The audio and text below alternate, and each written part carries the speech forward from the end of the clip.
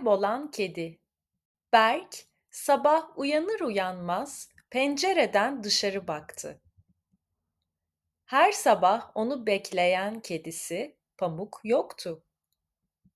Pamuk diye seslendi ama hiçbir ses gelmedi. Bahçeye indi, garajın arkasına baktı ama Pamuk yoktu.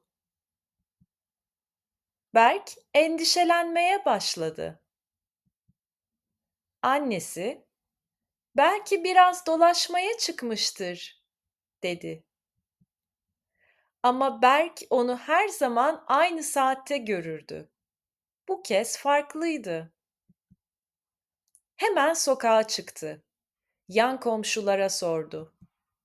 "Beyaz, tüylü bir kedi gördünüz mü?" diye sordu herkese.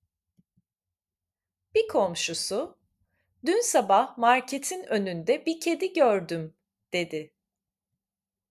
Berk koşarak markete gitti. Ama kedi orada değildi. Eve dönerken kaldırımda küçük bir pati izi gördü. Takip etti. İzler bir apartmanın önünde bitiyordu. Kapıyı çaldı. İçeriden bir kız çıktı.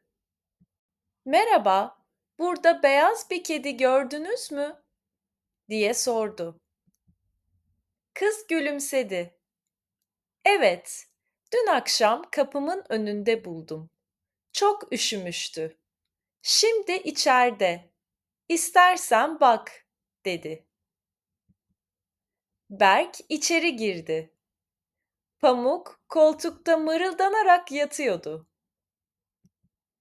"Pamuk!" diye bağırdı ve kedisini kucağına aldı. Kıza teşekkür etti.